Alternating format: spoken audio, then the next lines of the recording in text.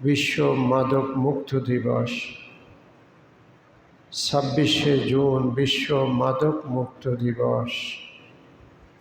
আর আজকে হলো ইয়মে আশুরার দিবস।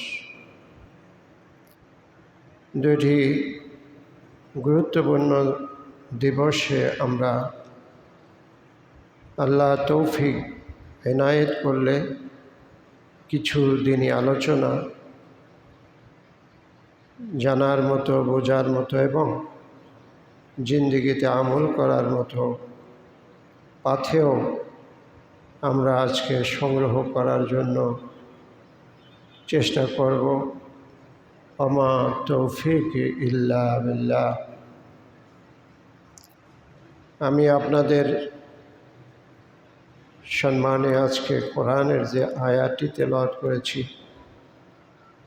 সে আয়াতে কারিমা এর বাংলা তর্জমা হলো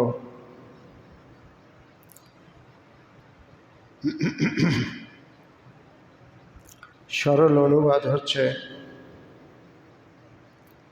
তোমরা খাও পান করো কিন্তু অপচয় করো না। তোমরা খাও পান করো এবং অপচয় করো না, কারণ নিশ্চয়ই আল্লাহ অপচয়কারীকে পছন্দ করেন না। বিশ্ব মাদক মুক্ত দিবস 26শে জুন উপলক্ষে আমরা প্রথম কিছু কথা বলে নেই। সারা পৃথিবীতে রাষ্ট্রপুঞ্জ জাতিসংঘের আন্ডারে যে রাষ্ট্রগুলি আছে, বিশেষ করে এই রাষ্ট্রগুলি প্রায় প্রতিদিন কোনো না কোনো দিন এক একটা দিবস পালন করে। বিশ্ব মা দিবস, বিশ্ব সাদা শরী দিবস, বিশ্ব মাদক মুক্ত দিবস, বিশ্ব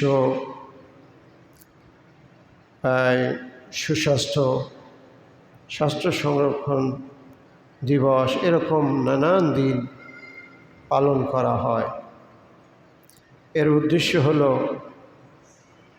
এই দিবসে, এই দিনে মানুষকে সচেতন করা, যে বিষয় নিয়ে দিনটি পালন করা হয় ওই বিষয়ে মানুষকে সচেতন করা, ওই বিষয়ের প্রতিপাদ্য বিষয় জানার বিষয়টি কী এবং তার ভালো মন্দ দিক জগৎবাসীর সামনে, বিশ্ববাসীর সামনে তুলে ধরা হয়, যাতে এ বিষয়ে বিশ্ববাসী একটি সুনির্দিষ্ট সঠিক তথ্য অর্জন করতে পারে। তেমনই একটি দিবস হচ্ছে বিশ্ব মাদক মুক্ত দিবস। আসলে ইসলাম এরকম দিবস পালন করাকে ওই অর্থে সমর্থন করে না, আবার এটাকে নিষেধও করে না। কেউ যদি সচেতন করার জন্য কোনো দিবস পালন করতে চায়, যাতে মানুষের উপকার হয়, কল্যাণ হয়, ইসলাম সেটা নিষেধও করে না। আবার এরকম একটা দিবস পালন করা লাগবে এটা উৎসাহিতও করে না, করা লাগবেই এমন কিছু বলে না। সময়, স্থান, কাল এবং মানুষের প্রয়োজনে কেউ যদি করে এবং এর মধ্যে মন্দ কিছু না থাকে, মানুষের উপকার থাকে, তাহলে এটা অবৈধ না, বরং কোনো কোনো ক্ষেত্রে এটা দ্বারা মানুষের কল্যাণ হয়, উপকার হয়। সেই অর্থে দিবসগুলি বৈধ, জায়েজ। কিন্তু ইসলামের আবার একটা দৃষ্টিভঙ্গি আছে। তাহলে ইসলাম চায় না কোনো একটা বিষয়কে একটা দিনের মধ্যে ঢুকিয়ে দিতে। একটা দিনকে কেন্দ্র করে একটা দিন পালন হবে, একটা বিষয় একটা দিনেই পালন হবে, অন্য দিনে এর কোনো খবর থাকবে না, এরকম কোনো দৃষ্টিভঙ্গি ইসলাম পোষণ করে না। বরং যা কিছু কল্যাণকর, ভালো, উপকার সমাজের, পরিবারের, রাষ্ট্রের, ইসলামের চাওয়া হলো সেটা যেন প্রতিদিন, প্রতি সময়, প্রতি ঘন্টায়, প্রতি মুহূর্ত, প্রতি বছর, প্রতি যুগ, প্রতি কাল জন্ম থেকে মৃত্যু পর্যন্ত এটা চলতে থাকে। কোনো একটা দিনের গণ্ডির ভিতরে ইসলাম এটাকে বেঁধে দিতে চায় না।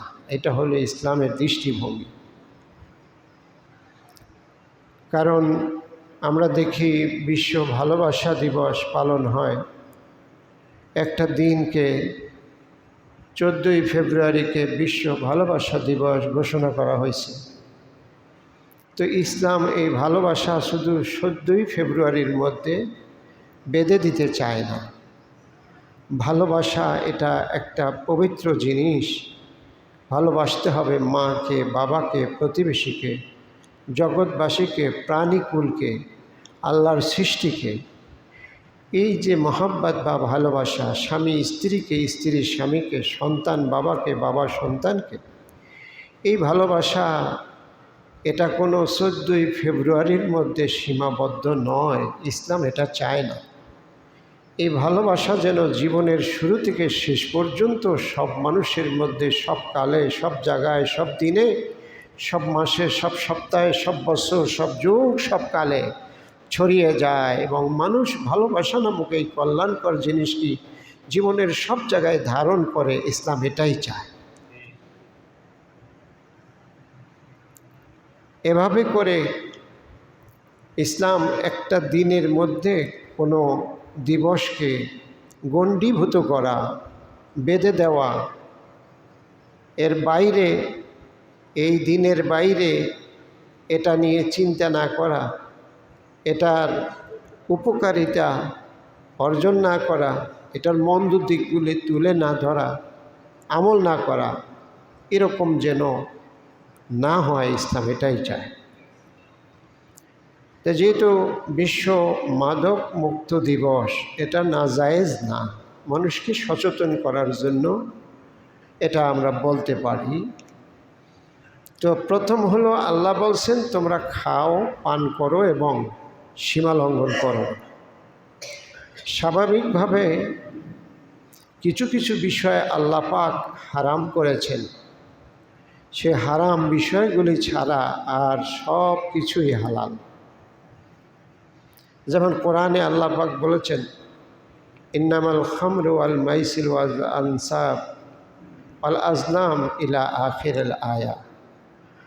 অন্য আয়াতে আল্লাহ পাক বলেছেন তোমাদের জন্য মৃত্যু জিনিস, রক্ত, মদ, আল্লাহ ছাড়াও অন্যের নামে জবাই করা কিছু, এগুলি খাওয়া তোমাদের জন্য হারাম। এবং ওই সমস্ত পাখি, হাদিস শরীফে আসছে, ওই সমস্ত পাখি যেগুলি হিংস্র প্রাণী, এগুলিও হারাম। আর ওই সমস্ত পাখি যারা পা দিয়ে খামচে ধরে শিকার করে, এগুলি তোমাদের জন্য হারাম। খিনজির, এটা তোমাদের জন্য হারাম। শূকর, এটা তোমাদের জন্য হারাম। এরকম আল্লাহর নিষেধ করা কিছু জিনিস, রাসূল সাল্লাল্লাহু আলাইহি সাল্লামের হারাম করা জিনিস ছাড়া স্বাভাবিকভাবে সব জিনিসই হালাল। সব জিনিসই হালাল। আল্লাহ বলছে যা কিছু হালাল তা তোমরা খাও, আর যা হারাম তা ছেড়ে দাও। তবে হালালটার ব্যাপারেও আল্লাহ একটা এবং তার রাসূলের মাধ্যমে একটা সীমা দিয়েছেন। ওয়ালা তুসরিফু, অপচয় করো না। হালাল তোমরা ব্যবহার করবে, হালালটা তোমরা খাবে, হালালটা তোমরা পান করবে, কিন্তু এক্ষেত্রেও একটা মাত্রা আছে। কি আছে? মাত্রা আছে, একটা সীমা আছে। সীমা অতিক্রম করা চলবে না। হালাল খাদ্য, হালাল পানীয়, এটাও পরিমাণ মতো, প্রয়োজন মতো, স্বাস্থ্যের জন্য উপকারী, স্বাস্থ্যের জন্য, বেঁচে থাকার জন্য প্রয়োজন পরিমাণ গ্রহণ করাটা হালাল। এর অতিরিক্ত হলে এটা গ্রহণ করা আল্লাহ পছন্দ করেন না। হালাল খাদ্য অতিরিক্ত গ্রহণ করা আল্লাহ এবং তার রাসূল পছন্দ করেন না। যেমন আল্লাহ নবী বলেছেন কোনো ব্যক্তি যদি রাসূলের সামনে এসে ঢেকুর দিতেন, ঢেকুর দেয় না মানুষ, ঢেকুর দিলে আল্লাহর নবী অপছন্দ করতেন এবং নবী তার সামনে থেকে তাকে দূরে চলে যেতে বলতেন। কারণ সে বেশি খেয়েছে, সে অধিক খাওয়ার কারণে সাধারণত ঢেকুর আসে। অধিক খেতে খেতে মানুষের গ্যাস্ট্রিক হয়, হওয়ার পরে সাধারণত ঢেকুর আসে। তো আল্লাহ নবী যেহেতু অতিরিক্ত খানা অপছন্দ করতেন, এই জন্য ঢেকুর আসলে পরে আল্লাহ নবী সেখান থেকে মানুষকে দূরে সরাই দিতেন। এটা দ্বারা তিনি অতিরিক্ত খাদ্যকে নিরুৎসাহিত করেছেন। হালাল খাদ্য খাইতে হবে, যতটুকুন আমার বেঁচে থাকার জন্য এনার্জি এবং শক্তি কাজ করার উপযুক্ত থাকার জন্য আমার যতটুকুন প্রয়োজন অতটুকুন হালাল খাদ্য আমার গ্রহণ করতে হবে। তার চেয়ে বেশি হালাল খাদ্য গ্রহণ করা উচিত নয়। সম্মানিত হাজিরিন, তাহলে হারাম খাদ্য তো গ্রহণ করাই যাবে না, হালাল খাদ্যের ব্যাপারেও সীমা আছে। কি আছে? সীমা আছে। ইন্নাহু লা ইউহিব্বুল, আল্লাহ পাক পছন্দ করেন না যারা অপচয় করে। অতিরিক্ত ব্যবহার করা, অতিরিক্ত খাওয়া, অতিরিক্ত কিছু করা, এটাকে অপচয় বলা হয়। আল্লাহ অপচয় পছন্দ করে না। শুধু পছন্দ করেন না, কথায় এর দূর থাকলেও হতো, এর চেয়ে আল্লাহ আরও বেশি কিছু বলেছেন। অন্য আয়াতে আল্লাহ বলেন, ইন্নাল মুবাজ্জিরিনা কানু ইখওয়ানাশ শায়াতিন, অপচয়কারীগুণ জেনে রাখো শয়তানের ভাই। শয়তানের ভাই। অপচয়কারীরা কার ভাই? শয়তানের ভাই। তা আল্লাহ যদি কাউকে শয়তানের সাথে ভাই পাতাইয়া দেয়, তাহলে সেই ব্যক্তি তো আসলেই শয়তান স্বভাবের, শয়তানের সব চরিত্র তার মধ্যে আছে। কারণ আল্লাহ বলছেন সে শয়তানের ভাই, তাহলে তার শয়তান হওয়ার ব্যাপারে কারো কোনো আর সন্দেহ নাই। সম্মানিত হাজিরিন, এই জন্য অপচয় আমরা করব না, হালালটা আমরা গ্রহণ করব, হারামটা আমরা ছাড়ব, বর্জন করব। কিন্তু হালাল গ্রহণ করা যাবে, অপচয় করা যাবে না। এটা হলো আল্লাহ পাকের নীতি এবং মুসলমানদের জন্য বিধান। এটা আল্লাহর আইন আমাদের জন্য। সম্মানিত হাজিরিন, আল্লাহর আইন মেনে চলাটাই বান্দা এবং গোলামের শান। আল্লাহর হুকুম, আল্লাহর বিধান মেনে চলাটাই হলো বান্দার কাজ। জিনিসটা হালাল কি হারাম, এর চেয়েও বেশি গুরুত্বপূর্ণ জিনিসটার ব্যাপারে আল্লাহর হুকুম আমি মানলাম কিনা। হালাল জিনিসও যদি আল্লাহ হারাম করে, তাহলে আমি এটা মানতে পারলাম কিনা। আবার হালালকে যদি তিনি হারাম করেন, আমি মানতে পারলাম কিনা। যদি আমি মানতে পারি, তাহলেই তো আমি গোলাম। প্রশ্ন ছাড়াই যদি আমি মেনে নিতে পারি, তাহলেই তো আমি গোলাম। আর যদি তা আমি না পারি, তাহলে কিন্তু আমি আল্লাহ পাকের গোলাম নই। খানা খাদ্য খাওয়া, ভাত খাওয়া, রুটি খাওয়া দিনের বেলা আমাদের জন্য হালাল নাকি হারাম? যদি হালাল হয়ে থাকে দিনের বেলা, তাহলে রোজার দিনে কেন সেটা হারাম? আবার রোজার দিনে হালালটাকে আল্লাহ হারাম করে দিয়েছেন। যারা এই হারামটা মেনে নিয়ে কিছু খাইল না আল্লাহর হুকুম অনুযায়ী, সেই হলো আল্লাহর গোলাম। যে রোজা রাখলো সেই হলো আল্লাহর গোলাম। অর্থাৎ হালাল হারামের চেয়ে আরও বেশি মূল কথা হলো আল্লাহর হুকুম মানলাম কি মানলাম না। আল্লাহর হুকুম মানলাম কি মানলাম না, এইটাই হলো আসল কথা, মূল কথা। আমরা একটু জিকির করে লা ইলাহা ইল্লাল্লাহ। তাহলে আল্লাহ আমাদেরকে খাইতে বলেছেন, পান করতে বলছেন।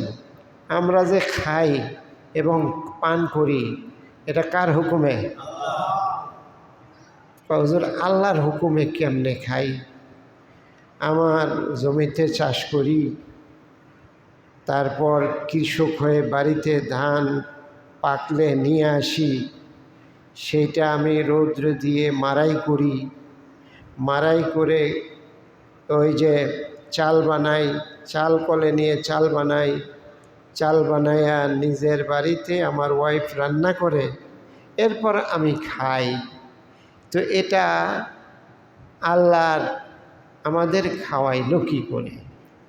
এটা তো আমরা খাই, আমরা বানাই, আমরা বানাই, আমরা খাই। আসলে আল্লাহর হুকুমে আমরা খাই। কার হুকুমে খাই? আল্লাহ এই ধান নামক বীজকে হুকুম দিছে যে তোরে যখন মাটির নিচে আমার বান্দা খাটাইয়া দেবে, তখন খবরদার মুখ বুঝা থাকিস না, তোর একটা মুখ ফাইটা একটা গাছ বের হইস। হুকুমটা কার? এরপরে যখন গাছ বের হলো, এরপর আল্লাহ হুকুম দেয়, আমার বান্দায় একটা দুইটা ধান খাইলে তো হবে না, আমার বান্দা কষ্ট কইরা যখন ক্ষেত খামার করছে, তখন তুই একা দাঁড়াইয়া থাকিস না, তোর বুক থেকে শত শত ধান বের করে দিস। এরপর আল্লাহ হুকুম দেয়, আসমানকে হুকুম দেয়, আসমান খবরদার, আমার বান্দা ধান গাছ লাগাইছে, ফাঁকে আবার প্রচণ্ড বৃষ্টি দিয়ে ধান ডুবাইয়া দিয়া পচাইয়া দিস না। হুকুমটা কার?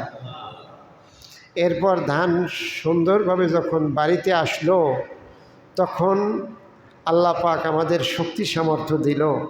এই সামর্থ্য দিয়ে ধান মাড়াই করলাম, মাড়াই করার পরে সেগুলিকে আমরা চাল করলাম। ধানের উপরের আবরণ যদি আল্লাহ বলল যে চাল অনিরাপদ জিনিস, গাছে যদি সরাসরি আমি চাল দেই আর বৃষ্টি আসে আর পানি আসে, তাহলে ধান তো অন্তত 2-4 দিন থাকে। সরাসরি চাল যদি দিয়ে দেই, তাহলে সাথে সাথে একটু পানি আসলে পয়সা যাবে নাকি? এই জন্য আল্লাহ সরাসরি চাল দিতে পারতেন, তিনি চাল না দিয়ে ওইটার আবরণ দিয়ে আল্লাহ বললেন চালের উপরে আবরণ হয়ে যাও। হুকুমটা কার? এরপরে মাড়াই করে যখন আনলাম, আনার পরে ধান চাল গম ইত্যাদি এগুলিকে আমরা চুরাই করে খাওয়ার উপযুক্ত করে আমরা ওইটাকে গরম দিয়ে, তাওয়ায় দিয়ে, উনুনে দিয়ে, চুলায় দিয়ে নানান জাতের খাদ্য তৈরি করি। এই খাদ্য তৈরি করার পরে সেটা আমরা যখন মুখে দেই, এটা আল্লাহ খাওয়ায় না আমরা খাই? আল্লাহ খাওয়ায়।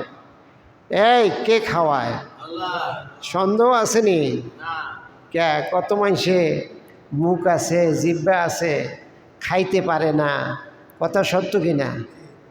অনেক মানুষ মুখ আছে, দাঁত আছে, মুখ গহ্বর আছে, গলা আছে, খাইতে পারে। হুজুর খানা ভাল লাগে না, একটু রুচি নাই। তো কারো যদি রুচি না থাকে, সে কি খানা খায় না ওষুধ খায়? আল্লাহ আল্লাহ আমাদের ওষুধ খাওয়ায় না, খানা খাওয়ায়। হুকুমটা কার? তা আল্লাহ খাওয়ায় না আমরা খাই? ওই ধান হইতে নিয়ে এই পর্যন্ত কার হুকুমে এগুলি সব চলছে? আর আমরা যে খাওয়ার রুচি আছে কার হুকুমে? মুখের মধ্যে, জিহ্বার মধ্যে রুচি যে আছে, খাইতে যে মন চায়, হুকুমটা কার? সব মিলাইয়া বলেন আল্লাহ খাওয়ায় না আমরা খাই? সুবহানাল্লাহ। আল্লাহ বলছেন কুলু ওয়াশরাবু, দুনিয়ার মানুষ সব তৈরি করে দিয়েছি, খাও এবং পান করো। কুলু খাও, ওয়াশরাবু এবং পান করো। খাও পান করো, কোনো নিষেধ নাই। আমি যেই কয়টা জিনিস হারাম করছি ওইগুলি ছাড়া যা আছে হাজার হাজার জিনিস সব খাও, মানা নাই। কিন্তু আমার একটা শর্ত মানা লাগবে, আমার একটা শর্ত মানা লাগবে। ওয়ালা তুসরিফু, অপচয় করিও না, অপচয় করিও না।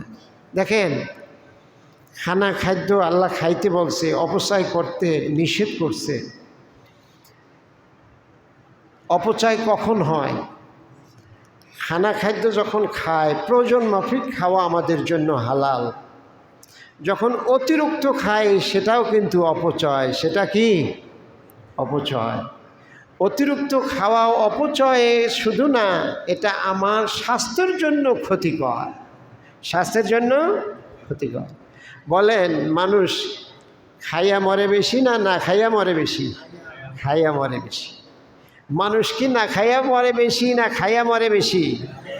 এই ও অপচয় করে দেখেই তো খাইয়া মরে বেশি। আল্লাহর এই হুকুম পালন করে নাই খাওয়া এবং পানের ব্যাপারে, পান করার ব্যাপারে খাওয়া এবং এই আল্লাহর হুকুম খাওয়া এবং পানের ব্যাপারে হুকুম পালন করে নাই দেখেই তো তার মরণ, তার গ্যাস্ট্রিক, তার কি ডায়াবেটিস, তার পাকস্থলীর সমস্যা, হ্যাঁ পাকস্থলী ঠিকভাবে কাজ করে না, লিভার সিরোসিস।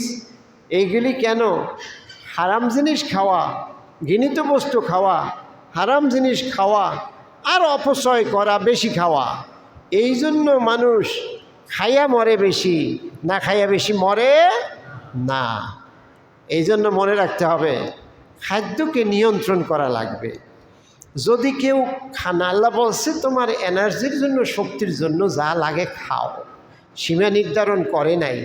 কিন্তু আল্লাহর নবী হাদিসে বলছে যে খানা দেখলে পাগল হয়ে যায়। কি হয়ে যায়?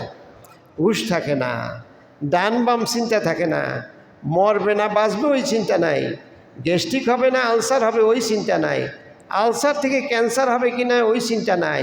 খাওন দেখলেই পাগল হয়ে যায়, খাওন হইলেই চলে অমনি মুখের মধ্যে দিয়ে ইচ্ছা মতো গরুর মতো যতক্ষণ ফ্যাটে ধরে খাইতে থাকে। গরু দেখেন না, দিনের বেলা খায়, রাতের বেলা এগুলো আবার মুখের মধ্যে আয় না জাবর কাটে। গরু স্বভাবের মানুষ যারা, তারা পাইলে ইচ্ছা মতো খায়, ডান বাম চিন্তা থাকে না। এতে করে তার রোগ শোক বাড়ে, তার হজম ক্ষমতা কমে যায়, তার গ্যাস্ট্রিক হয়, তার ঢেকুর আসে, যেটা আল্লাহর নবী পছন্দ করেন না। কারণ ঢেকুর আসলে আল্লাহর নবী বলতেন তুমি সামনে থেকে সরো, কারণ তুমি বেশি খাইছো, তোমার এর জন্য ঢেকুর আসছে। এই জন্য আমরা পরিমাণ মতো খাবো নাকি বেশি খাবো? কথা কন না খা, পরিমাণ মতো না বেশি? যেই পর্যন্ত দরকার স্বাস্থ্যের জন্য ওটা তো খাবেনি, এটা নিষেধ নাই। এখন যার চোখ ঠিক থাকে না, খাওন দেখলে তারে আবার একটা রিস্ট্রিকশন দেওয়া হয়েছে। প্রথম বলা হয়েছে প্রয়োজন যা খান, এরপর আল্লাহ নবী আবার একটা রিস্ট্রিকশন দিয়েছে, একটা এরিয়া দিয়ে দিছে। তা হলো এই, যদি নজর ঠিক রাখতে না পারো, খাওন দেখলে যদি হুঁশ না থাকে, তাহলে তোমার জন্য আমার একটা রিস্ট্রিকশন আছে, একটা সীমা আছে। সেটা হলো এই, পেটের 3 ভাগ করা লাগবে। কয় ভাগ? এটা তার জন্য যে খাওন দেখলে পাগল হয়ে যায়, তার জন্য এটা যে 1 ভাগ খানা খাও, 1 ভাগ পানি খাও, আর 1 ভাগ খালি রাখো। সুবহানাল্লাহ। ওনারা একটা সীমা দিয়ে দিছে। ওনার তো মাথা ঠিক থাকে না খাওন দেখলে, এই জন্য ওনারা আবার একটা সীমা দিছে আলাদা কইরা। 1 ভাগ খাও, খাদ্য খাও, 1 ভাগ পানি খাও, আর 1 ভাগ খালি রাখো। পেট থেকে বেশিরভাগ অসুখ বিসুখের সূচনা হয়। আল্লাহ রসুলের এই হাদিস, এই রিস্ট্রিকশন, এই সীমা যদি কেউ মানে, তার জীবনের বেশিরভাগ রোগ শোক দূর হয়ে যাবে আল্লাহর ইচ্ছায়। তো আল্লাহ খাইতে বলছে, পান করতে বলছে। অপচয় বেশি খাওয়া এটাও একটা অপচয়, এটা নিষেধ করছে। দেখবেন বিয়েবাড়ি, তারপর বিয়েবাড়িতে কোনো আয়োজন অনুষ্ঠান হইলে খায়। এই আমরা খাইতে গেলে এই খানার টেবিলে যখন বসি, খাদ্যের ব্যাপারে আমরা খানার টেবিলে যখন বসি বা কোনো জায়গায় বসে, যখন টুলে বসে খাই, টেবিলে বসে খাই, অথবা দস্তরখানে বসে খাই, দস্তরখানে বসে খাওয়াটা হলো সুন্নাত।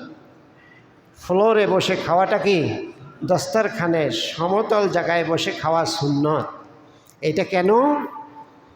এটা এই জন্য যে আল্লাহ নবী বলছেন, আমি রাজা বাদশার মতো আচরণ দেখাইতে চাই না। আল্লাহ নবী বিনয়ী, তার খাদ্যের মধ্যেও তার বিনয় ছিল, নম্রতা ছিল, নিজেকে আল্লাহর কাছে নত হয়ে থাকার মতো স্বভাব খানার বেলায়ও তার ছিল। এই জন্য সে দস্তরখান বিছিয়ে মাটির মধ্যে সাধারণ মানুষের মতো খাইতেন। বলেন সুবহানাল্লাহ। এই জন্য কেউ যদি দস্তরখান বিছিয়ে মাটিতে বসে খায় বা সমতল জায়গায় বসে খায়, টুল টেবিলে চেয়ারে না, তাহলে রাসূলের সুন্নত পালন হয়। কি হয়? এমনিতে চেয়ার টেবিলে টুলে বসে খাওয়াটা নিষেধ না, অন্যায় না, হারামও না, মাকরুও না, জায়েজ আছে, কিন্তু সুন্নাত না। সুন্নাত হলো বিনয়। আল্লাহর নবী যেমন নিজেকে ছোট করার জন্য খানার ক্ষেত্রেও তিনি নিজেকে ছোট আল্লাহর কাছে দেখাতে চেয়েছেন, এটা রাসূলের সুন্নাত। তিনি সাধারণ মানুষের মতো দস্তরখান বিছিয়ে বিনয়ের সাথে খেতেন, এই জন্য এটা সুন্নাত। বলেন সুবহানাল্লাহ। খাদ্যের ব্যাপারে আল্লাহর নবী বলেছেন, তোমরা খানা সীমার মধ্যে খাও। তাহলে আমরা এইভাবে খাবো, আমাদের খানাটা সীমার মধ্যে থাকবে। বিশ্ব মাদক আর কি আমরা খাবো না, তার মধ্যে যা খাবো না তার মধ্যে একটা হলো মদ, মাদকতা। মদ কি আমরা খাবো? আল্লাহ কোরআনে বলছে খাও। এই খাও কইছে, আর আমরা মদ শুদ্ধ খাবো? আমরা কি এই খিনজির অথবা শুকর কি খাবো? আল্লাহর নামে জবাই করা হয় না এমন জিনিস কি আমরা খাবো? হ্যাঁ, আমরা কি এই যে হারাম করা আরও যেসব জিনিস, মৃত্যু জিনিস, মৃত্যু প্রাণী, এটা কি খাবো? তারপর যেই সমস্ত পাখি খামচে ধরে শিকার করে, ওগুলি হারাম, ওগুলি আমরা খাবো না। এর মধ্যে যা খাবো না তার মধ্যে বড় একটা জিনিস হলো মাদক খাবো না, মদ খাবো না। কি খাবো না? মদ খাবো না, আর বিড়ি সিগারেটে ধূমপান করবো না, পান করবো না। মদ খাবো না আর পান করবো না, ধোঁয়া, এটা পান করবো না। ধূমপান মানে ধোঁয়া, পান করা। তাহলে মাদকতা, মদ, এইটা কি শরিয়াতে জায়েজ আছে? খাইতে বলছে দেখি, এইটা কি আমরা খাইতে পারবো? আমাদের কি সীমা নাই? এটা বাইরে রাখতে হবে, খানার বাইরে রাখতে হবে। এটা যদিও খাদ্য, কিন্তু আপনার আমার জন্য এটা হালাল না। সম্মানিত হাজিরিন, এই জন্য এই পৃথিবীতে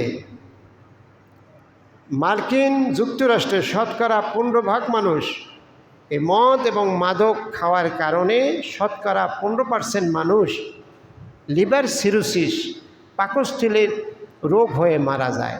100 জনে 15 জন মদ খাওয়ার কারণে। মার্কিন আমেরিকার মতো এত সভ্য দেশে শতকরা 15 জন মানুষ মারা যায় মদ খেয়ে, পাকস্থলীতে লিভার সিরোসিস নামক রোগ হওয়ার কারণে মারা যায়।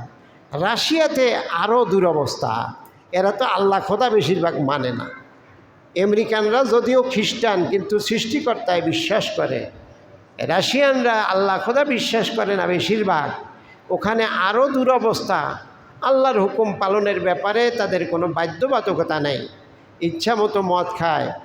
3 ভাগ কইরা 1 ভাগ জনগণ এই লিভার সিরোসিস এবং পেটের পাকস্থলীর বদহজম এবং পেটের পীড়ায় মারা যায়। 3 ভাগের 1 ভাগ মানুষ রাশিয়ায়। কোথায়? পেটের পীড়ায় 3 ভাগের 1 ভাগ মানুষ অসুস্থ হয় রাশিয়ায়, কারণ তারা বেশি বেশি মদ গ্রহণ করে, মাদক দ্রব্য গ্রহণ করে। আমরা আমাদের সমাজে ইদানিং এই মাদক তো এক নামে না, শুধু মদ, কত রঙের নামে এখন আসছে, কত ঢঙ্গে, কত মোড়কে, কত বোতলে এখন আসছে। এইগুলি আমাদের সমাজে, আমাদের গ্রামে গঞ্জে আগে ছিল না, শহর এরিয়ায় ছিল। এখন দেখা যায় গ্রামে গঞ্জে উন্নয়ন যেমন হয়েছে, সাথে সাথে মদেরও উন্নয়ন হয়েছে, মাদকেরও উন্নয়ন হয়েছে, ভাঙের উন্নয়ন হয়েছে, ডাইলের উন্নয়ন হয়েছে, তারপর আর কি আছে, ফেন্সিডেলের উন্নয়ন হয়েছে, এরপর আর কি আছে, হিরন, গাঁজা, বাবা, দাদা, ইয়াবা, এগুলি সব কিছুর উন্নয়ন আমাদের গ্রামে গঞ্জে এখন হয়েছে। আমরা বলি নাউজুবিল্লাহ। আল্লাহ পাক এই মহাবিপদ থেকে আমাদের হেফাজত করেন, সকলে বলে আমিন।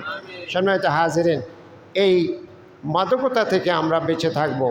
আজকে হলো ইয়াউমা আশুরা, মুহররম মাসের 10 তারিখ শুক্রবার। আজকে মুহররম মাসের 10 তারিখ শুক্রবার। বলেন তো, এই যে এখন বর্তমান মুহররম মাস চলে, আরবি 12 মাসের মধ্যে মুহররম মাস কয় নম্বরে? 3 নম্বরে। 1 নম্বর। কয় নম্বর? 12 মাসের মধ্যে মুহররম হইল 1 নম্বর, সেই মাস শুরু হয়েছে। এই মুহররম মাসের 10 তারিখকে বলা হয় আশুরা। কি বলা হয়? আশুরা। আশুরা মানে দশম, 10 নম্বর দিন রে কয় আরবিতে আশুরা। এই আশুরার দিনে ঐতিহাসিক অনেক ঘটনা পৃথিবীতে ঘটছে। এই আশুরার দিনে হাদিসে পাওয়া যায় যে পৃথিবী আল্লাহ পাক বানান শুরু করছে এই মুহররমের 10 তারিখ। এই মুহররমের 10 তারিখ আল্লাহ পাক এই যে নীল নদের মধ্যে কারে চুবাইয়া মারছে? ফেরাউন রে। মিশরের জাদুঘরে পৃথিবীর অবাধ্যদেরকে দেখাবার জন্য এখনও আল্লাহ অক্ষত রাখছে যে দুনিয়ার অবাধ্যরা দেখো যে আমার সাথে অবাধ্যতা করলে তার পরিণতি কি হয়। সেই ফেরাউন রে আল্লাহ চুবাইয়া মারছে এই 10ই মুহররমে। হযরত মূসা আলাইহিস সালাম আল্লাহ পাক মুক্তি দিছে এই 10ই মুহররমে। এই 10ই মুহররমে ঐতিহাসিক অনেক ঘটনা পৃথিবীতে ঘটছে এবং হযরত মূসা আলাইহিস সালামকে আল্লাহ পাক এই বনি ইসরায়েলকে আল্লাহ পাক জুলুম থেকে মুক্তি দিয়েছেন এই 10 তারিখ মুহররমে। এই জন্য এই ইহুদিরা এই মুহররমের 10 তারিখ তারা একটা রোজা রাখতো। কি রোজা রাখতো? আশুরার রোজা কিন্তু ইহুদিরাও রাখতো। আল্লাহ নবী যখন মদিনায় গেছে তখন যাইয়া ইহুদিরা মদিনায় বেশি বসবাস করত। আল্লাহ নবী যাইয়া বলে, কি ইহুদিরা তোমরা এই যে আজকে 10 তারিখ রোজা রাখতেছো, কারণটা কি?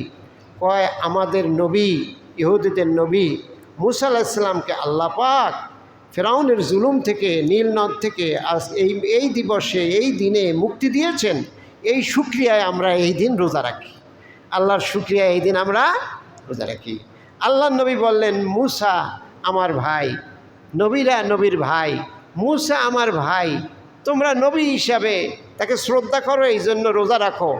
আর মূসা হলো নবী হিসাবে আমার ভাই, এই জন্য তোমরা যদি রোজা রাখো তাহলে ভাই হিসাবে আমার রোজা রাখা আরও বেশি দরকার। তখন থেকে আশুরার রোজা আমাদের জন্য খুবই ফজিলতের। বলেন সুবহানাল্লাহ। ফরজ রোজা আসার আগ পর্যন্ত এই আশুরার রোজা কিন্তু জরুরি রোজা ছিল। সম্মানিত হাজিরিন, এই জন্য যারা রোজা রাখছেন এটা খুব ফজিলতের। আফজালুস সিয়ামে বাদা শাহরুর রমাদান শাহরুল্লাহিল মুহররম। এই মুহররম মাস আল্লাহর মাস। আল্লাহ বলছেন এটা আমার মাস। বাকি যে 11 মাস এটা বুঝি আল্লাহর না? কি কন? বাকি 11 মাস আল্লাহর না? আচ্ছা, কোনো প্রধানমন্ত্রী যে বলে কাউকে যে এই যে মন্ত্রী সাহেবরে দেখতেছেন এ আমার লোক, এ কার লোক? তো মন্ত্রী পরিষদে আরও যে 40 জন আছে এটা কি ভারতের প্রধানমন্ত্রীর লোক? হেগেলেও তার লোক, কিন্তু ওনারে কেন কইল? তার গুরুত্ব বুঝাবার জন্য। হেরাও তো তারই লোক। এখানে যারা আপনারা মুসল্লি, আমি যদি বলি যে এই যে আমার একমাত্র এই যে আমার মুসল্লি, কি মুসল্লি? রফিকরে দেখাইয়া বলি, তার মানে কি আপনারা মুসল্লি থাকেন না? তার মানে রফিক হইলে আমার বেস্ট মোহাব্বতের মুসল্লি, এটা বুঝাই তো। আল্লাহ নবী বললেন যে শাহরুল্লাহ, এই মুহররম মাস হচ্ছে আমার মাস, অন্য মাসও আমার, কিন্তু মুহররমের ফজিলতের কারণে আল্লাহ পরিচয় দিছে এটা বিশেষভাবে আমার মাস। বলেন সুবহানাল্লাহ। আর এই মাসের মধ্যে বিশেষভাবে আমার দিন হলো আশুরার দিন। আল্লাহ পাকের বিশেষ মর্যাদার সেটা হলো আশুরার দিন। এই দিনের রোজা বিশেষ করে হাদিস দ্বারা প্রমাণিত খুবই ফজিলতে। কীরকম ফজিলত? সিয়ামু ইয়াউম আশুরা আহতাসিবু আলাল্লাহি আইয়ুকাফিরাস সানাতাল্লাতী ক্বাবলাহু। আল্লাহ নবী বলতেছেন আশুরার রোজার ব্যাপারে আমি আল্লাহর কাছে আশা করছি এই আশুরার রোজার কারণে তিনি আমার আগের 1 বছরের গুনাহ মাফ করে দেবেন। তাহলে গুরুত্ব কম না বেশি? যারা রাখছেন খুব ভালো একটা কাজ করেছেন। যারা রাখতে পারি নাই আগামী বছর আমরা চেষ্টা করব ইনশাআল্লাহ। আর এই মুহররম মাসের অনেক ঘটনায়, ঐতিহাসিক ঘটনা পৃথিবীতে ঘটছে। কাকতালীয়ভাবে এর সাথে আরেকটা ঘটনা মিলে গেছে, কাকতালীয়ভাবে মিলে গেছে। সেটা হলো কারবালার ঘটনা। কিসের ঘটনা? কারবালার যে মর্মান্তিক হৃদয় বিদারক ঘটনা, সেটা ঘটনাক্রমে মুহররমের 10 তারিখেই গিয়ে পড়ছে। এটা এইরকম না যে কারবালার ঘটনার কারণে আশুরার 10 তারিখ আসছে, এই রোজা আসছে, বিষয়টা এরকম না। রোজা আগে থেকেই ছিল, এই গুরুত্বপূর্ণ দিনে গিয়ে কারবালার ঘটনাটা ঘটছে। এই জন্য কারবালার ঘটনাকেই মানুষ মনে করে এই 10 তারিখ কি ঘটন ঘটাইলারে রব্বানা, গজল কয় না, কি ঘটন ঘটাইলারে রব্বানা। এই ঘটনার কারণে কিন্তু আশুরা না, আশুরার দিন এই ঘটনা পড়ছে, এই জন্য এইটাও ঐতিহাসিক ঘটনা হয়ে গেছে। বলেন সুবহানাল্লাহ। এটা প্রমাণ করে যে তাইলে কারবালার ঘটনাও খুব গুরুত্বপূর্ণ, না হলে এই দিন কেন পড়ল? ঘটনা বুঝে গেছে? আচ্ছা, এখন আমরা কারবালা সম্পর্কে দুই একটি কথা বলে আমাদের আলোচনা ইতির দিকে যাব, কারণ বিস্তারিত ঘটনা তো এই অল্প সময়ে বলা সম্ভব না। সম্মানিত হাজিরিন, কারবালা শব্দটা কার্বন বালা, ওই জায়গাটার নাম হলো কার্বন বালা, মানে কারবালা একসাথে মিলাইলে কার্বন বালা, এক জায়গায় মিলাইলে হয় কারবালা। কার্বন মানে কাছে, বালা মানে বিপদ, বিপদ খুব কাছে, জায়গার নাম কি বিপদ খুব কাছে, এই জন্য কয় এটারে কারবালা। আল্লাহ নবী ইন্তেকালের পর, খুব খেয়াল করবেন, আল্লাহ নবী ইন্তেকালের পরে রাষ্ট্র ব্যবস্থা পরিচালনার যে নীতি পদ্ধতি, এটা আল্লাহ নবীর জীবনী থেকে আমরা পাই। রাষ্ট্র কিভাবে চলবে, কিভাবে নেতা নির্বাচন হবে, রাষ্ট্রপতি হবে, এটা ইসলাম আমাদেরকে শিক্ষা দিয়েছে। সেই ঘটনা এই কারবালা থেকে শেখা যায়। সেটা হলো এই যে নবীজি যখন ইন্তেকাল করেছেন, নবীজি আসার আগে সারা পৃথিবীতে রাজতন্ত্র ছিল, অর্থাৎ রাজার পোলা রাজা হবে, রাজার পোলা রাজা হবে, এরা পোলা না থাকলে মাইয়া হবে, তাও বাইরে যাইতে পারবে না, আর না হয় নাতি হবে, পুতি হবে, ছাতি হবে, লাডি হবে, মগর, এই বংশের বাইরে যাওয়া যাবে না। এটা ছিল আল্লাহ নবীর আগের ঘটনা, ওই সমাজের এইটা ছিল সিস্টেম। নবী আসার পরে তিনি জনগণতান্ত্রিক পরামর্শভিত্তিক সিস্টেম চালু করছেন, জনগণতান্ত্রিক পরামর্শভিত্তিক মশওয়ারা ভিত্তিক ব্যবস্থা। বলেন সুবহানাল্লাহ। একটু লেখাপড়া করেন, সংক্ষেপে বুঝেন। আল্লাহ নবী যখন ইন্তেকাল করেন তখন সাহাবায়ে কেরাম পরামর্শ করে হযরত আবু বকরকে খলিফা নির্ধারণ করলেন। হযরত আবু বকর রাদিয়াল্লাহু তাআলা আনহু সাহাবীদের সাথে পরামর্শ করে হযরত ওমর রাদিয়াল্লাহু তাআলা আনহুকে খলিফা নির্ধারণ করলেন। হযরত ওমর রাদিয়াল্লাহু তাআলা আনহু উনি কাউকে নির্ধারণ করে নাই, উনি ইন্তেকালের আগে 6 সদস্যের একটা কমিটি বানাইছে। কি বানাইছে? লক্ষ্য করেন। প্রথম কিন্তু পরামর্শ কইরা হযরত আবু বকরে ওমরে, হযরত ওমর কি করছে, তিনি নিজে কাউকে ওভাবে পরামর্শ কইরা বানান নাই, উনি 6 জনের একটা কমিটি বানায় গেছে। কি বানায় গেছে? তার ইন্তেকালের পর ওই কমিটি সিনিয়র অন্য সাহাবীদের সাথে আবার পরামর্শ করে, আমানতদার সাহাবীদের সাথে, বুদ্ধিমান সাহাবীদের সাথে পরামর্শ করে হযরত ওমর হযরত ওসমানকে খলিফা বানাইছে। হযরত ওসমান রাদিয়াল্লাহু তাআলা আনহু উনি শহীদ হয়েছে, উনি ওনার স্বাভাবিক মৃত্যু হয় নাই। হযরত ওমরেরও স্বাভাবিক মৃত্যু হয় নাই, তিনিও শহীদ হয়েছেন। হযরত ওসমান শহীদ হওয়ার পরে সাহাবীদের পরামর্শে তিনি আবার হযরত আলীকে খলিফা নির্বাচন করছেন। এই যে পরামর্শ, এই যে মতামত, এইটারে এখন আধুনিক ভাষায় আমরা ভোট বলি। ভোট, পরামর্শ, মতামত, রায়। এই রায়ের ভিত্তিতে হযরত আলী রাদিয়াল্লাহু তাআলা আনহু খলিফা নির্বাচিত হয়েছেন। হযরত আলী শহীদ হয়েছেন, তিনিও শহীদ। হযরত ওমরও শহীদ, স্বাভাবিক মৃত্যু হয় নাই। হযরত ওসমানও শহীদ, স্বাভাবিক মৃত্যু হয় নাই। হযরত আলীও শহীদ, স্বাভাবিক মৃত্যু হয় নাই। এরপর হযরত আলী ইন্তেকালের আগে তার ছেলে হযরত হাসানকে, সাহাবীদের পরামর্শের ভিত্তিতে হযরত হাসানকে খলিফা হিসাবে ঘোষণা দিয়েছেন। এর দ্বারা বোঝায়, ছেলে যদি উপযুক্ত হয় আর যদি মানুষ রায় দেয়, ছেলে হইলে কোনো সমস্যা নাই। ছেলে যদি উপযুক্ত হয়, ভালো হয়, আমানতদার হয়, আর পাবলিক যদি সাপোর্ট দেয়, তাহলে ছেলে হইলে এতে কোনো অসুবিধা নাই। কিন্তু পাবলিকের সাপোর্ট নাই, উপযুক্ত নাই, ছেলে হওয়ার কারণেই শুধু বানাই দিছে, এইটা জায়েজ নাই। জিনিসটা বুঝতে পারতেছেন তো? এরপরে হযরত হাসান রাদিয়াল্লাহু তাআলা আনহুর সময়ে আবার হযরত মুআবিয়া রাদিয়াল্লাহু তাআলা আনহু, এই দুই মত হলো। কেউ হযরত হাসান রাদিয়াল্লাহু তাআলা আনহুকে খলিফা রাষ্ট্রপ্রধান মানলেন, আর কেউ মুআবিয়া রাদিয়াল্লাহু তাআলা আনহুকে মানলেন। শেষ পর্যন্ত তাদের মধ্যে বিরাট ঘটনা, দ্বন্দ্ব হয়েছে। এই দ্বন্দ্বের সমাপ্তি হলো, মীমাংসা হলো এভাবে যে হযরত হাসান তিনি বললেন, আমরা কোনো এরকম দ্বন্দ্ব চাই না, ফাসাদ চাই না। মুআবিয়াকে তিনি সমর্থন করলেন। হযরত মুআবিয়া রাদিয়াল্লাহু তাআলা আনহু তিনি একাধারে 20 বছর সবার পরামর্শ নিয়ে রাষ্ট্র পরিচালনা করছেন। কত বছর? 20 বছর। এই 20 বছর পর তিনি আবার ওনার ছেলেকে ইয়াজিদকে খলিফা হিসাবে ওসিয়ত করে গিয়েছেন। কিন্তু কাউকে ওসিয়ত করে গেলেই একজনে ওসিয়ত করে যেতে পারেন, কিন্তু ওসিয়তটা কার্যকরী হবে পরবর্তী রায়ের উপরে, পরবর্তী পরামর্শের উপরে। ওসিয়তের উপরে যদি অন্যদের রায় না থাকে, পরামর্শ না থাকে, ওই ওসিয়ত কার্যকরী করা জরুরি না। হযরত এই মুআবিয়া যখন তার ছেলেকে করছে, ইয়াজিদকে করছে, হয়তোবা তখন সে ভালো ছিল, অথবা তার কোনো দোষ থাকলেও বাবার চোখে হয়তোবা পড়ে নাই, এমন হতে পারে। পরবর্তীতে তার মধ্যে কোনো দুর্বলতা হয়তোবা সাহাবিরা, তৎকালীন সাহাবিরা বা কুফার লোকেরা, ইরাকের লোকেরা দেখছে।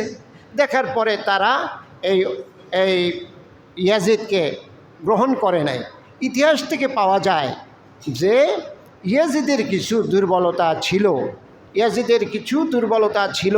শাসক হিসাবে যা থাকা উচিত না, ওই সময় সাহাবিদের যুগে এরকম ত্রুটিযুক্ত লোক শাসক হবেন সাহাবিদের সামনে, এটা উপযুক্তটা, এটা বেমানান। এই জন্য এইটার বিরোধিতা কেউ কেউ করেছেন। কেউ কেউ আবার বলেছেন যে না, ওনাকে যেহেতু ওসিয়ত করা হয়েছে, উনি খলিফা থাকবেন। আমি এটা দ্বারা ইয়াজিদের ভালো কাজ, তিনি খুব ভালো মানুষ, এইটা প্রমাণ করতে চাই না। আমি বলতে চাই, যখন মুআবিয়া রাদিয়াল্লাহু তাআলা তাকে ওসিয়ত করেছেন, তখন হয়তোবা তার মধ্যে ওই ত্রুটিগুলি দেখা যায় নাই। মানুষ তো অন্তরের মধ্যে ভালো মন্দ হইতে পারে, পারে না? পরবর্তীতে তার মধ্যে এরকম ত্রুটিযুক্ত এসে গেছে, ভুল এসে গেছে, বা তার চরিত্রে এমন কিছু আসছে যার জন্য এইটা গ্রহণ করতে পারে নাই অনেক সাহাবীরা, বিশেষ করে মদিনার সাহাবীরা, মদিনার মুসলমানরা। ওখানকার তো সাহাবী বেশিরভাগ ছিল, সাধারণ মুসলমানও ছিল, যারা নবীকে দেখছে তারাই তো সাহাবী। এরকম অনেকেই ছিল মদিনার লোকেরা, সাহাবীরা এবং সাধারণ মুসলমানরা। ইরাকের কুফার, বিশেষ করে ইরাকের লোকেরা, কুফাবাসীরা, এরা ইয়াজিদকে খলিফা হিসেবে মেনে নিতে রাজি নয়। তারা ইমাম হোসাইনকে খলিফা হিসাবে মানতে চাইল। দেখেন, এখানে আমাদের একটা শিক্ষা আছে। আমি আমার কথা গুছাই নিয়ে আসতেছি, আমাদের জন্য বিরাট একটা শিক্ষা আছে। সেটা হলো এই যে কুফার লোকেরা, ইরাকের লোকেরা, তারপর মদিনার কিছু কিছু লোকেরা, বিশেষ করে কুফা এবং ইরাকের লোকেরা হযরত হোসাইনের কাছে চিঠি লাগছে, হে আল্লাহ রাসূলের নাতি, আমরা আপনাকে কলিজার চেয়েও বেশি ভালোবাসি, আপনি বেঁচে আছেন, এই অবস্থায় ইয়াজিদকে আমরা খলিফা মানব, এটা তো হয় না। আপনি আসেন, আপনি আসলে আপনার হাতে আমরা বায়াত নেব, আপনাকে খলিফা হিসাবে আমরা স্বীকার করব। এইরকম হাজার হাজার চিঠি লাগছে ইরাকের লোকেরা হযরত হোসাইনের কাছে। এই চিঠি পাইয়া হযরত হোসাইন পরামর্শ চাইলেন তখনকার সাহাবীরা যারা ছিলেন মদিনায়, যে আমি এখন কি করব। সাহাবীরা বললেন, খবরদার, এই ইরাকের লোকদের, কুফার লোকদের চরিত্র খুব ভালো না, তোমার বাবার সাথেও তারা ভালো ব্যবহার করে নাই, হযরত আলীর সাথেও তারা ভালো ব্যবহার করে নাই, ওখানকার মুসলমানদের চরিত্রের ঠিক নাই, খবরদার তুমি ওখানে যাইও না। হযরত আলী রাদিয়াল্লাহু তাআলা আনহু চিন্তা করলেন যে লোকেরা যখন সৎসততা, ন্যায় পরায়ণতাকে প্রাধান্য দিচ্ছেন, সৎসততাকে ধারণ করার জন্য লোকেরা যখন পরামর্শ চাচ্ছেন, আমি এগিয়ে যাই এটা চাচ্ছেন, সেক্ষেত্রে আমি পিছিয়ে যাওয়া মানে কি আমার নিজের জান বাঁচাবার জন্য সত্যকে গ্রহণ না করার সমান। কি বলেন, ঠিক না?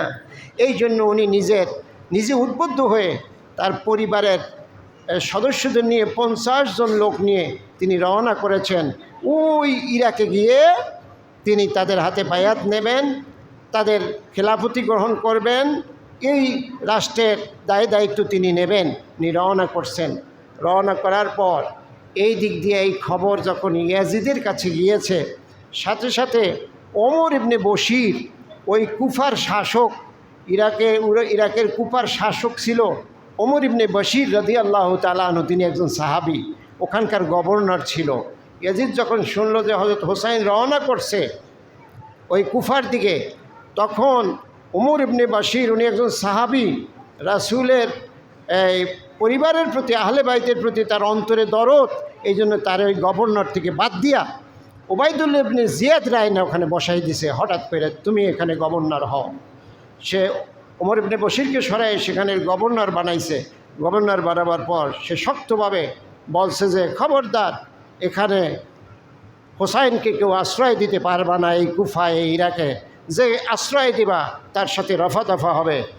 যখন কারবালায় গিয়ে উপস্থিত হলো এই ইয়াজিদের সৈন্যবাহিনী, ওবায়দুল্লাহ ইবনে জিয়াদের নেতৃত্বে 4000 সৈন্যবাহিনী তারা কারবালায় গিয়ে হাজির হয়েছে এবং ইমাম হোসাইন এবং তার 50 জন সাথীকে বাধা দিয়েছে। বাধা দেওয়ার পরে হোসাইন রাদিয়াল্লাহু তাআলা আনহু বলল, কী ব্যাপার ইরাকবাসী, তোমরা না আমারে হাজার হাজার চিঠি পাঠাইলা, আমার জন্য তোমরা বেকুল, আমার হাতে বায়াত নিবা, সত্যের উপরে তোমরা অটল থাকবা, তোমরাই না আমারে চিঠি লেখলা, আমারে দাওয়াত দিলা, আমি আসছি, এখন দিয়ে তোমরা অস্ত্র লইয়া দাঁড়াইছো, ঘটনা কি? আমি তো কোনো যুদ্ধ প্রস্তুতি নিয়ে আসি নাই, মুসলমানদের সাথে যুদ্ধ করা তো আমার নিয়ত না, তাহলে তোমরা কেন আমার পথ আগলেছো, তোমাদের হাতে অস্ত্র কেন?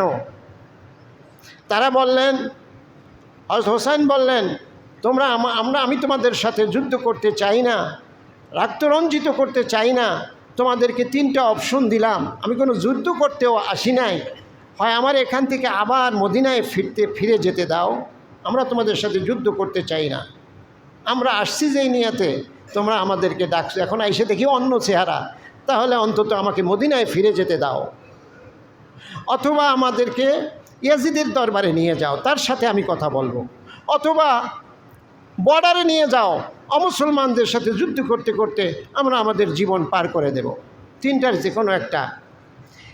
ওবায়দুল্লাহ ইবনে জিয়াদ গভর্নর, সে রাজি হয়ে গেছিল, কিন্তু সীমার তারে বুদ্ধি দিচ্ছে, খবরদার, এই শিকার হাতে পাইয়া যদি আপনি তারে ছাইরা দেন, তাহলে আপনার পদোন্নতি হবে না, আপনার পদোন্নতি হবে না, আপনি এই গভর্নরই থাকবেন, আর কিছু হইতে পারবেন না। দেখেন শয়তান কীভাবে তার উপরে ভর করছে।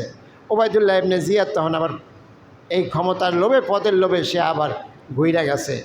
সীমার অথবা অন্য আরও 2 জনের নাম আসছে, তারা তাকে আঘাত করছে এবং আরেকজন আইসা তার উপরে বসে তার দেহ থেকে তার যে এই শের মোবারক, তার মাথাটা আলাদা করেছে।